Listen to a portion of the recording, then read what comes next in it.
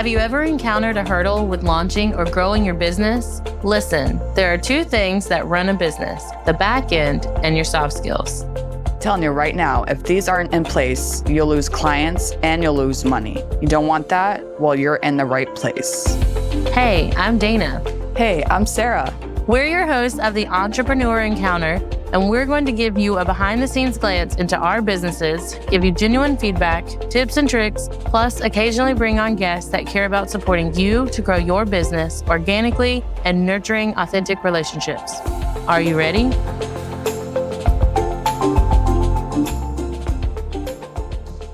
Hey everyone, welcome back to another episode on the Entrepreneur Encounter. Today, we're doing things a little bit differently. It's just one part of our duo, Dana. Sarah couldn't make it, but we do have an amazing guest lined up for you. Today, we're diving deep into the heart of what makes relationships click, and that's empathy. Empathy can be a real power tool, especially in managing relationships in all aspects of our lives.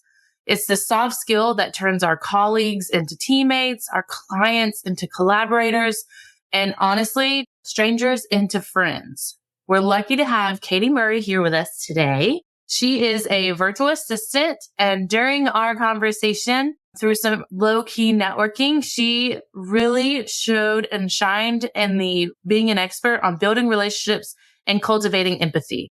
So without further ado, Katy, would you like to introduce yourself? Tell us a little bit about who you are, your business, and all the things in between. Yeah, absolutely. Thank you, Dana, so much for having me on the show today. I am thrilled to be here.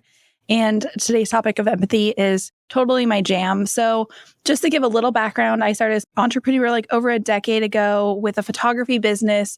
It grew exponentially. 2020 and 2021 were probably my biggest years ever, which was crazy because especially for 2020, I had a newborn and we had a world pandemic and. So pretty cool, though, that it was able to be an amazing year for the business. And then in 2021, my husband and I co-founded Katy & Co., which is a virtual assisting firm. So I manage the team of our virtual assistants and we work for other entrepreneurs, basically because in photography, I learned very quickly that I'm very passionate about business, not necessarily what that business is, but the business aspect, the analyticals, the building, the marketing, all of those things. And so I wanted to apply it to other people and help them grow their businesses.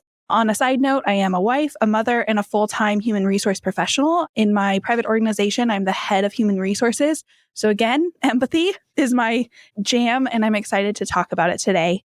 I guess a couple other things to say is with photography, I've been featured in over 30 publications, including People magazine, and I've been featured in a number of large and top-rating, high-ranking podcasts as well. So it's been a really fun journey, and I'm excited to just be a part of your journey and bring Dana into that and get to know her as we chat today. So someone earlier today called our podcast, and really any podcast, our stage. So I'm super excited to have you on our stage. And I don't think I realized how many multi-passionate projects that you are working on. I knew you were a photographer turned virtual assistant, and we bonded over that because I am also a virtual assistant. But as I was looking at your website again, I didn't realize that you also niche in Pinterest management. Yeah. And I want to catch up with you after this just for that, because I'm diving into Pinterest as a service. So with all of the things that you utilize, the nonprofit work, the multi-different businesses that you work with, can you explain empathy from your point of view? And I'm really interested to see or learn if it changes depending on the hat that you wear. So not that empathy really changes, but is the way you view situations, step into someone else's shoes. Does it change when you're wearing your nonprofit hat versus your photographer versus your virtual assistant?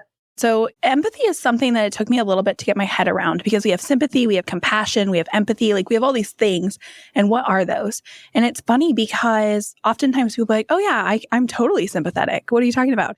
I'm like, no, that's different. So for me, with empathy, I believe that it's just that ability to really understand and share the feelings of another person. So sympathy is more kind of showing compassion or sorrow, maybe saying I'm sorry if somebody lost somebody or had a hardship.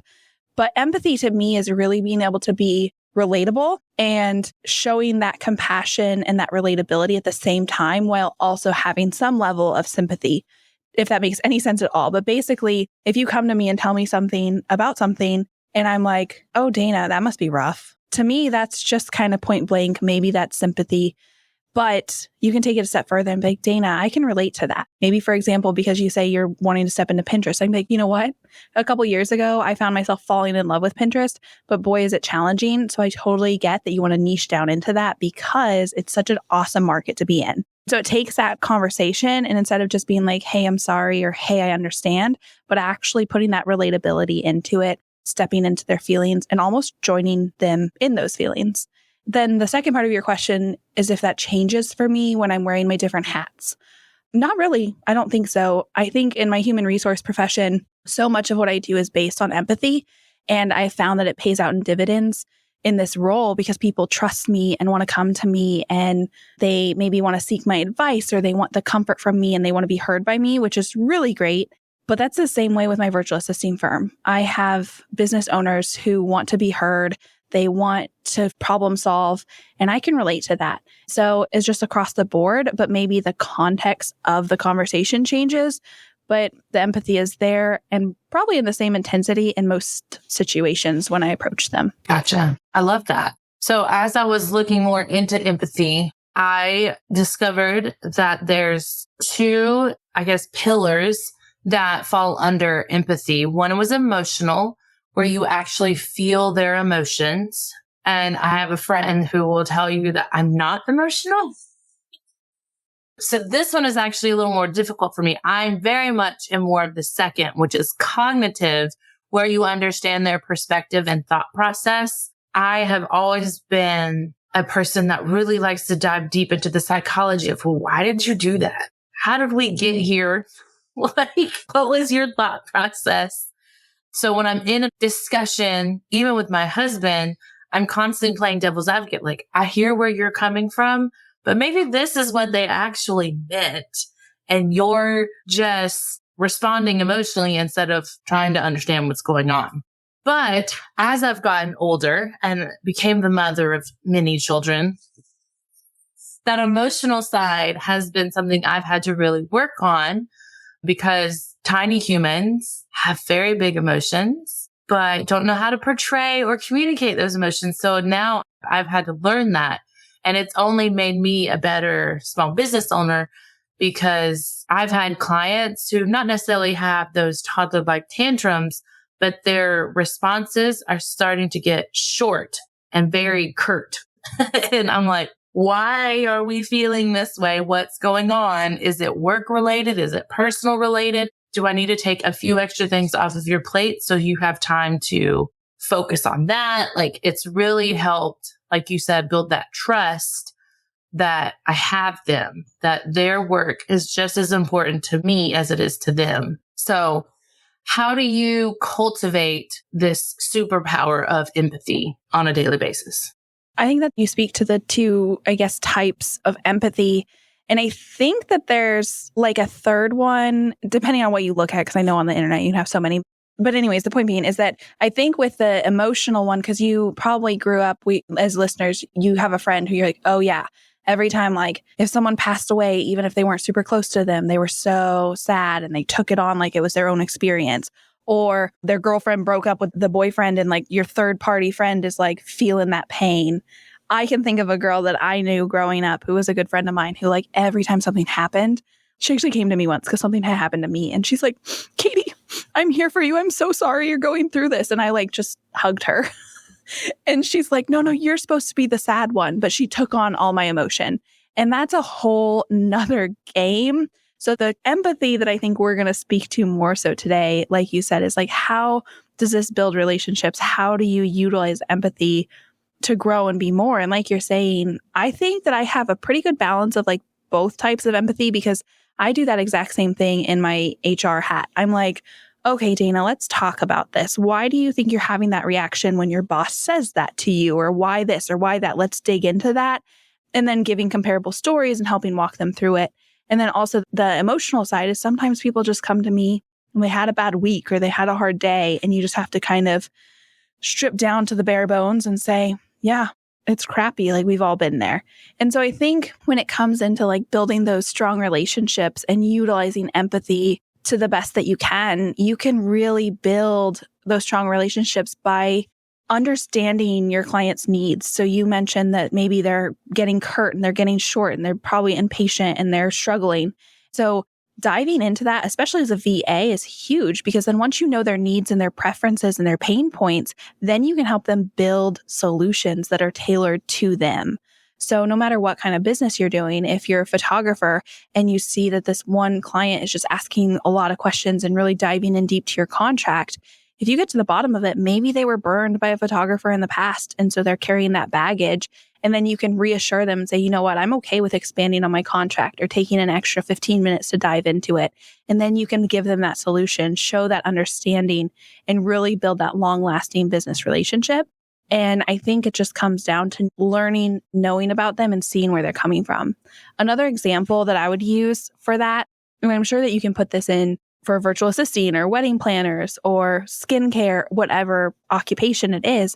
But I'm on Facebook and I get those messages where someone's like, oh my gosh, this guy is asking if I can give him an itemized breakdown of why I charge what I charge. Okay. Me, in my analytical mindset and in the disc profile, I'm a total C. I come in and I say, yeah, why are you even posting about this? Why didn't you just send it to him? And then so many other people jump in the comments and they're like, oh, he's just not going to see your value. He's not going to understand. Like he's going to try to nickel and dime and break it down and try to a la carte it and do all these things. And I'm like, no, this is an opportunity to understand your client's question, educate them so they know what kind of investment they're making in. And then when they choose to make the investment, it's going to be a long lasting relationship because they're confident because now they trust you and they've hit on those know, like, and trust factors that build the root of the relationship because you slowed down, you were empathetic that maybe he's very analytically driven, and so he needs to see an itemized breakdown. Or maybe he's splitting the cost if, like, let's just say it's a wedding photography and it's his wedding. Maybe he's splitting the cost with his in-laws, and so they're trying to break it down that way. Or. But I think if we're not empathetic, we put a guard up and we're like, why are they wanting to see the innards of my business? Does that make sense? Yeah, it does. I think that to me is hitting on the realm of everyone learns in a different way. So I need to talk it out. And I know that gets on someone's nerves. Even if it's an obvious step, if I sit at my desk, I will sit here for 20 minutes. Whereas if I had just 2 minutes to talk to someone and say, oh, okay, this is how we're going to do that. But some of your audience members may be swayed by the really pretty, fluffy service guide that you create, where others, especially if they're spending money, it's not that they don't want to spend money. They literally just need to see visually where their money's going to in that analytical breakdown. So I usually have both, but I even do that with my SOPs. Like with clients that I'm building out, I'll have a video going through the whole process. And then I take the transcript or I'll watch the video depending on what the step is, and I'll type out the steps so that it's helping all people feel confident in the work that I'm doing or the service that they're being provided with, and so forth and so on. I think that's perfect. I think that comes with like active listening too, where you're really hearing what they're trying to say, or really what they're, in this case, in your example of really understanding what they're asking for. They already must want to work with you because they're asking for it. If they weren't interested, they wouldn't have asked you for an itemized breakdown. They would have moved on to the next person. Okay, slow down, because I'm the same. I have to talk everything out. Like I can sit and I can accomplish whatever, it's fine. But if I can talk it out, especially when it comes to just something that takes a little bit of brain work. So like anything that has slight feelings, or if I'm like trying to type out a note or an email response that might be more challenging or whatever the case is, for me, it's so important to slow down and just like have a conversation with someone. Now, listeners and Dana, do not judge me. But when I didn't realize this about myself, I would literally talk to myself while I drove. Like if I had to have a big girl conversation at work and I needed to sort through it, I would talk through it out loud in my car, planning kind of what I was going to say, how I was going to ask my questions, because that was super helpful for me. So with that, number one, I'm with you right there, Dana. I totally understand that side of it. But then secondly, you're right. Like if they're willing to take the time to have a conversation around the itemized list, that's because they just want to be educated. And if we can put on our empathy hat and say, especially like for me, for photography, the average investment's almost $5,000. So that's a huge investment. So I want them to ask questions before they sign on the dotted line. I want them to make sure that they're making a decision that they want to stick with. And they might have to justify that to a family member. They might have to justify that to whoever's paying the bill or. Yeah. So just slowing down and being empathetic is so important. Also, and this might be a little bit of an unpopular opinion, but in our VA services, I also offer walkthroughs of every single thing that we do. So like, depending on how intricate you want to get and stuff, but we had a client last season. She's like, I want you to do our Instagram, but I also want to learn Instagram. So I just slowed down every single time, multiple times. We scheduled it out and we did account for the hours. And so I was paid for it, but we spent the time teaching her how to do exactly what we were doing. And I know that a lot of businesses want to be more hush-hush because if you train your client how to do exactly what you're doing, they don't need you anymore. But I'm a firm believer that people need to outsource and delegate. So if I can empower them to know what they're doing and how to do it, and they still choose to work with me, then they have more respect for the work that I'm doing for them. Then they understand how I'm billing, why I'm billing what I bill. And then they have a full understanding of, okay, this is what goes into it. I am like the most honest, transparent person, even to my own detriment when it comes to those things, because I'd rather work with someone who knows my value, knows my worth, and then wants to continue working with me for it. So again, that empathy allows you to slow down and say, okay, Dana, I see your pain points. Let me help you through them. And this is how I can serve you. And then builds that relationship. I think as someone for myself who also like sees multiple sides and looks for the benefits in almost every situation, very much silver lining. I feel like having that conversation and really talking it out, it gives you the ability to repurpose content because I guarantee that's not the only person that has these questions. So you can already pre-educate them in your social media content, your newsletters. If you do TikToks, now you have TikTok content, like reels, all of that stuff. But if you did take the time, you didn't get frustrated with them and they do work with you with that trust and confidence, you have a strong referral partner now. It takes that one happy client and you might fill your whole calendar because you took the time to empathize and solve their problem of not fully understanding what all is included in this $5,000 package that you have. I don't know. I always like to see how I can work smarter and not harder. And by taking that, then I've broken something down. I can recreate it. I'm not like having to come up with new content. I'm not having to look for the next person because the stronger fan base I have through my clients, then they're going to be my marketers. I don't have to market as much in various online groups, or any of the listeners that have been with us long enough knows that I don't like public speaking. So if I make this one-on-one client happy, then they're going to tell 10 of their friends most likely. And then I don't have to talk for 10 minutes in front of a group of networking professionals. And it's a win-win all the way around. Oh yeah. Word of mouth is the strongest and most best form of marketing, in my opinion. With that, if you're okay with it, Dana, then we can transition into the practical tips. You know, your listeners might be like, okay, cool. You guys are saying empathy is great. And Dana, you're getting all these word of mouth referrals and it's saving you some heartache. The other thing that I'll just tack onto that too is if you're creating all of those resources for quote unquote yourself / your client, if you were ever brought in your team, you already have a lot of opportunity then to utilize SOPs because that's what we do. I build out SOPs both in my professional world in HR, but then also in my business because we have a couple team members who help with the virtual assisting firm. They know basically what I want and how I do it. And so it's an extension of me. So they're still getting Katy, quote unquote, and co, because that's the name of my business, and getting what they want. But I'm also able to then delegate to my team members. So I'm not doing it all. So like you said, it creates content. You can make reels and TikToks and you can utilize it. You can do a blog post. You can do so much with that. And it's training your own team members if you ever go down that route. Because like, if you already have all that content and then you hire 5 people, here you go. Here's basically our employee manual or a how-to book, which I think is really cool. Oh, that's perfect. I think an additional benefit following with that is obviously we talk about this in almost every single episode, but better communication. So empathy is going to let you facilitate open and honest communication.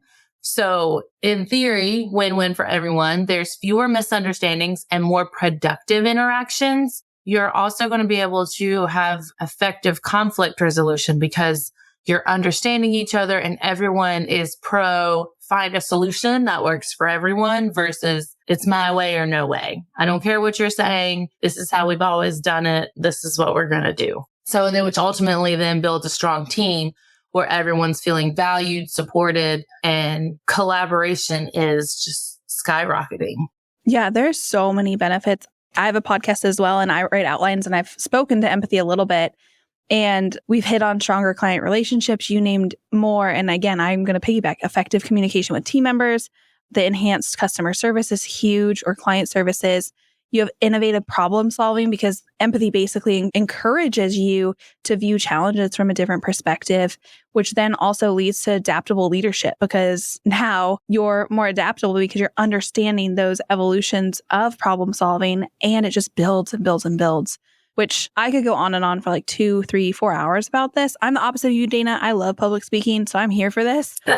And we talked about like cultivating the brand loyalty. I think that's a huge one as well. And you mentioned like the conflict resolution and then, yeah, brand authenticity as well. I think that empathy really builds on because then you're being real and relatable in all forums if you are. And again, I could go on, but I know another thing that we want to hit on is practical tips. And so I have a couple thoughts on that because I feel like we're really talking to why you should be empathetic, but maybe we pivot into the how. Is that okay, Dana? Does it? Yeah, I think that's going to be a great ending point is essentially giving everyone homework on how they can implement the whys and have a successful how-to. Yeah, awesome. So I think the first thing would be active listening.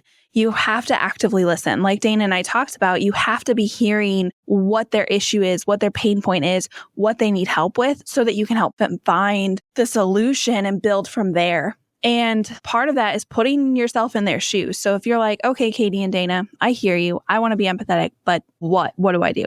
Start by actively listening. And then when you hear them, imagine yourself in that position. So Dana, you're breaking into Pinterest management. I would put myself in your shoes. Okay, I'm breaking into a new niche. I want to build from that. I want to grow that. What is she thinking? She's probably thinking she has to market that way. She's thinking that she has to showcase that. She probably has to build her own Pinterest so that it grows so that she can showcase that to her clients and like put yourself in their shoes so that you can really pull from that. Mm-hmm. I think tying in active listening, some things to really try to do, I have to tell myself these things as well, is put your phone down or whatever shiny object might be in your hands and put it down so that you can make eye contact and like you're listening to understand as opposed to listening to respond. You're not just waiting for your turn to talk. What you're going to say is going to have value. Another thing that I say a lot to my kids is what would you be feeling or what would you need in this situation? If your clients were talking to you the way that you're talking to them, or if they were trying to explain something to you in the same manner, how would you be feeling right now? Would you respond in the same way? Would you be more understanding? And that's your guide as you actively listen. Attention service-based entrepreneurs, unleash the power of Pinterest with a professionally optimized business account.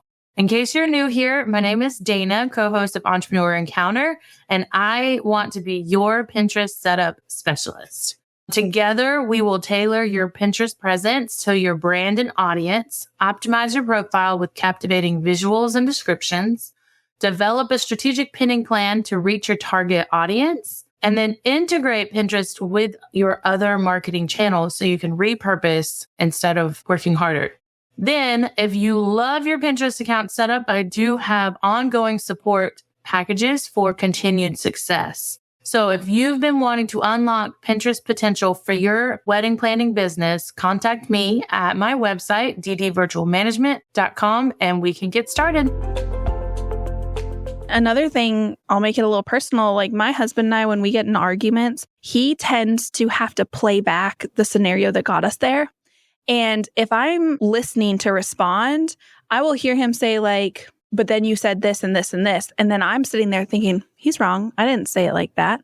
And then I don't hear what else is coming because I'm so ready to pounce and respond to the one first sentence that he said that I miss everything else. And I would say if you actually slow down and actively listen in any situation, but specifically if you're arguing with a spouse, like me, if I actively listen, by the time he finishes talking, I'm over that he misquoted me or whatever. And then I've moved into actually listening and then not interrupting, letting him express himself fully. And then by the time he expresses himself, I realize his intention is just as good as mine.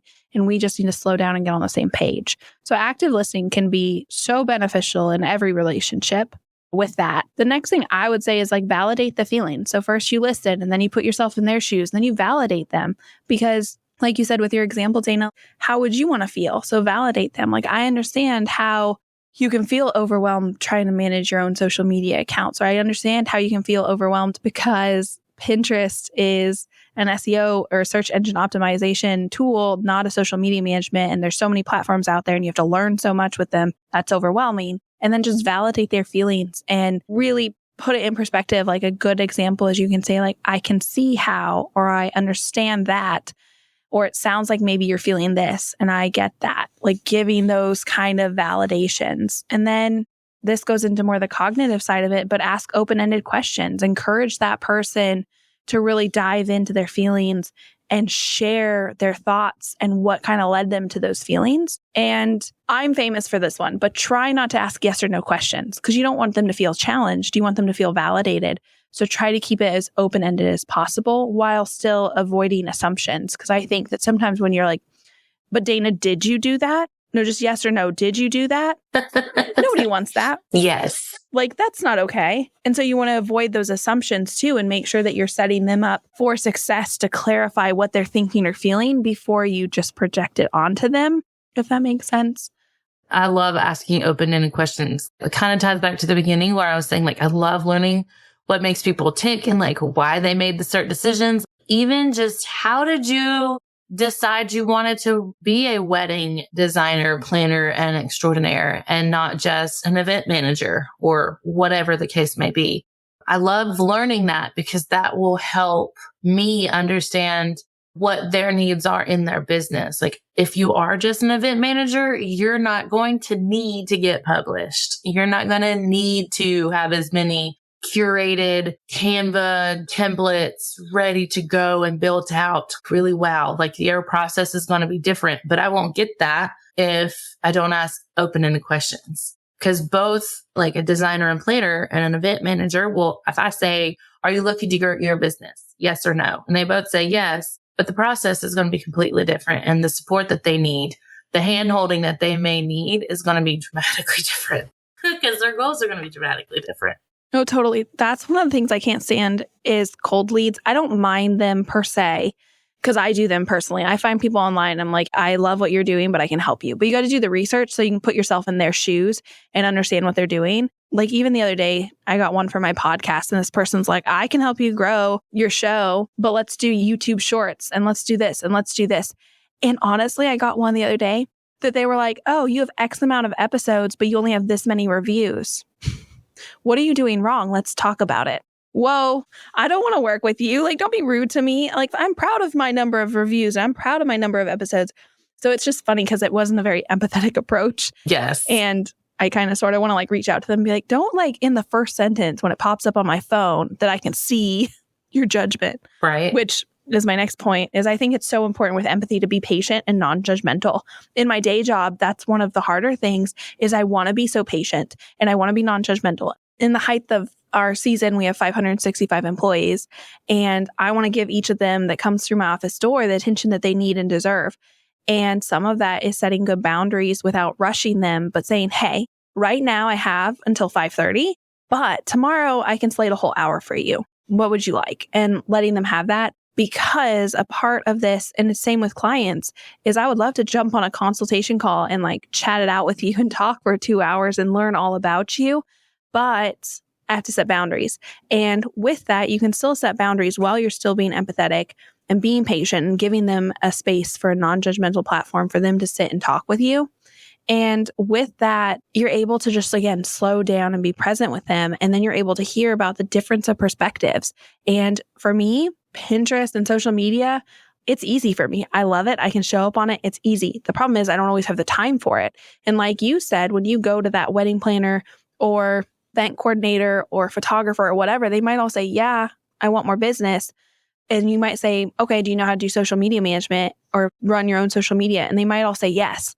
But the underlying issue might be that the event planner hates social media. She knows how to do it, but she hates it. And the photographer might just not have the time. So then you're able to see the difference of perspectives and educate yourself based on where they're coming from, what background they have, and what experience they have. So you can broaden your understanding and really see what they need. And I think that also leads to like self-awareness. You have to be aware of your own biases and judgments so that you can slow down and see it from their side and see that. Because again, I've had clients who are like, but I want to like put a sticker on my Instagram story. And it's like, yeah, girlfriend, just hit the sticker button. But to me, it's really, really obvious. And even with my husband being a co-founder of Katy & Co., it's been interesting because our strengths are vastly different.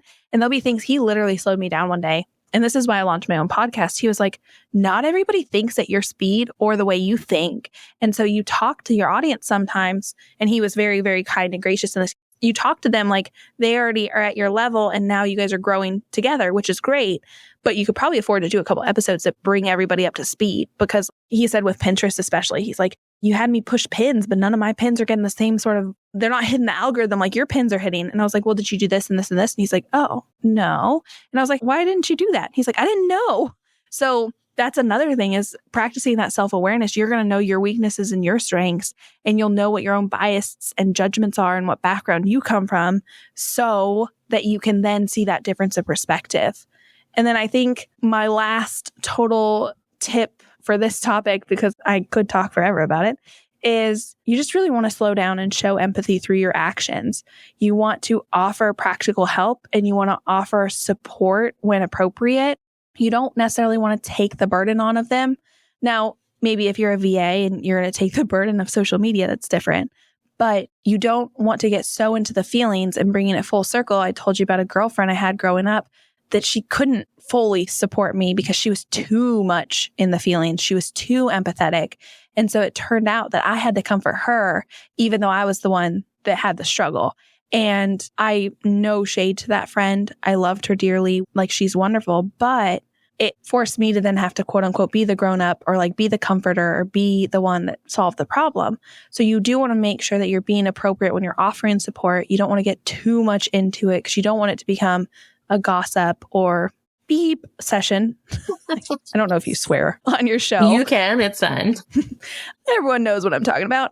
And so you just want to make sure that you're doing small gestures, maybe sending thoughtful messages, or just being present in times of need and really conveying that empathy and hearing them out, and just practicing all of the above that we talked about so that they can feel heard and understood and receptive to whatever it is you're offering them, whether it's as a business owner, whether it's in a managerial role and you're leading a team, or if it's just with your kids and your spouse.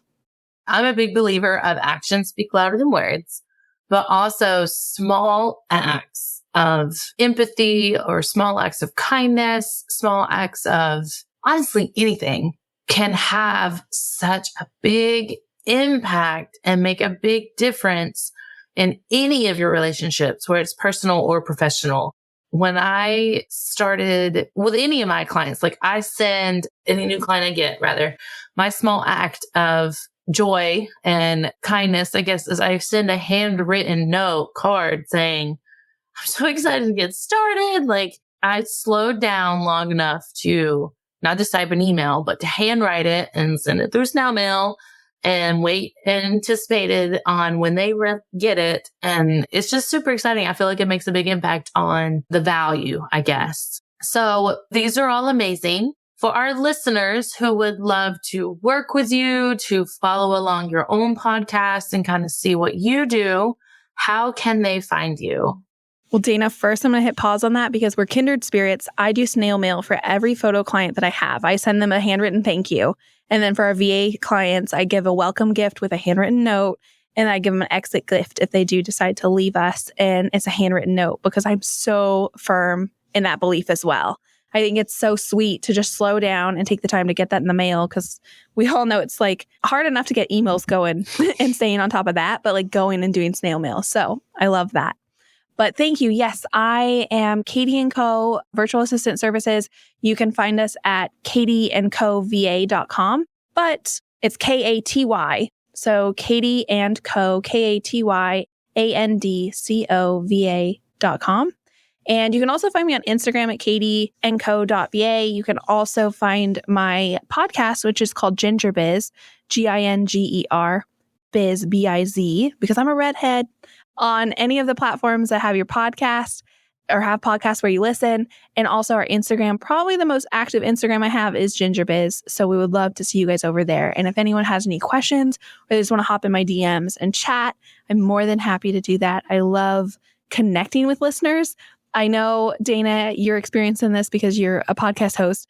Sometimes it's slightly one-sided when we're sitting here and just like recording, but I love getting to connect with listeners and other mediums so that we can all kind of just grow and get to know each other. So yes. So that'll be my challenge this week is for anyone listening at any stage of your journey, come and share your own experiences and tips with us in the comments. Hit up our DMs, come to our Facebook group, and let's definitely start building a community of like empathy champions, essentially. Small acts, again, make a big difference. As always, all of our links will be in the show notes. And until next time, bye.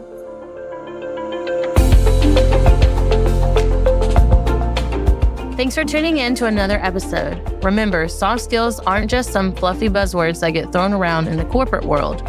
They're the key to unlocking your full potential as a professional and a human being. Don't be afraid to invest in yourself and seek out opportunities to improve your soft skills. Sarah and I have a variety of workshops, online courses, and complimentary clarity calls for you to practice in real time with us. Links are always in the show notes. And be sure to join us next time for more insights, tips, and tricks to help you succeed in your entrepreneur encounter.